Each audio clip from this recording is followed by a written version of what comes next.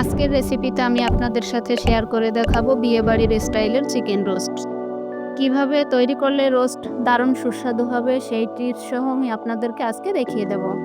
যা দেখতে হবে লোভনীয়, খেতেও হবে দারুণ সুস্বাদু।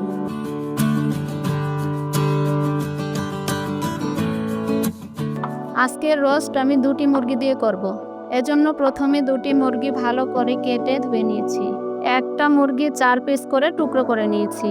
রোস্টের পিসগুলো খুব ভালোভাবে ধুয়ে লবণ মেখে নিচ্ছি। এবার মাংসগুলো ভেজে নেওয়ার পালা।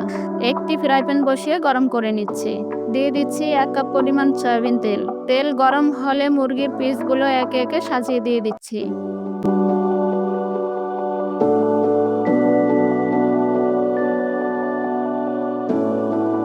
এক পিঠ ভালোভাবে ভাজা হয়ে গেলে অপর পিঠ উল্টে দিচ্ছি। খুব বেশি লালচে করে ভাজলে রোস্টটা বেশি শক্ত হয়ে যায়, তাই আমি একটু কম ভেজেই তুলে নিচ্ছি।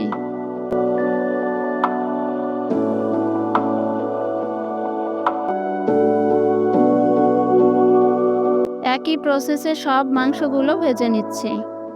এবার একটি কড়াই বসিয়ে গরম করে 4 টেবিল চামচ মতো তেল দিয়ে দিচ্ছি। তেল গরম হলে দিয়ে দিচ্ছি 1/2 কাপ পেঁয়াজ কুচি। পেঁয়াজগুলো ব্রাউন কালার করে ভেজে নিচ্ছি। ভাজা পেঁয়াজের ভেতরে দিয়ে দিচ্ছি 2 টেবিল চামচ রসুন বাটা। রসুন হালকা নেড়ে দিয়ে দিচ্ছি 2 টেবিল চামচ আদা বাটা। দিয়ে দিচ্ছি 1 টেবিল চামচ জিরা বাটা। আদা, রসুন, জিরা মশলাগুলো একটু কষিয়ে দিয়ে দিচ্ছি 4টি কাঁচা লঙ্কা। দিয়ে দিচ্ছি লবণ স্বাদমতো। দিয়ে দিচ্ছি 1 টেবিল চামচ লাল মরিচের গুঁড়ো। এবার মশলাটা নেড়ে আবার একবার কষিয়ে নিচ্ছি। দিয়ে দিচ্ছি সামান্য একটু পানি। দিয়ে দিচ্ছি 1 কাপ পরিমাণ লিকুইড দুধ। এই লিকুইড দুধ বা গুঁড়া দুধই রোস্টের স্বাদটা দ্বিগুণ করে। দিয়ে দিচ্ছি আস্ত 4টি কাঁচা লঙ্কা। পেস্ট করা মশলা খুব ভালোভাবে কষানো হয়ে গেলে অ্যাড করে দিচ্ছি রাঁধুনির রেডিমিক্স রোস্টের মশলা। সব মশলাগুলো অ্যাড করা হয়ে গেছে। এবার ভালো করে নেড়ে একবার মশলাগুলো কষিয়ে নিচ্ছি।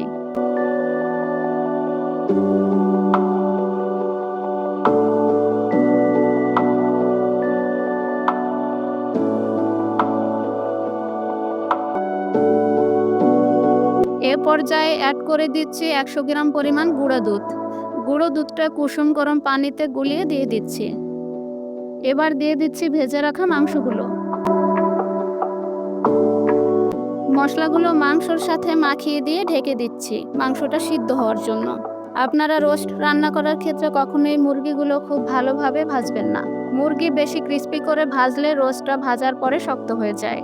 বাচ্চারা মজা করে খেতে পারে না। আমার রেসিপি ফলো করে একবার ট্রাই করে দেখুন, অন্যরকম স্বাদ পাবেন। আমার আজকের রেসিপিটি ভালো লাগলে ভিডিওটিতে লাইক দিয়ে দিন। এরকম আরও মজার মজার রেসিপি পেতে ফ্লেভার জোন চ্যানেলটি সাবস্ক্রাইব করে আমাদের পাশেই থাকুন। দেখা হবে পরবর্তীতে আবার কোনো নতুন ভিডিও নিয়ে। সে পর্যন্ত সবাই ভালো থাকুন, সুস্থ থাকুন। বিদায় নিচ্ছি। আল্লাহ হাফেজ।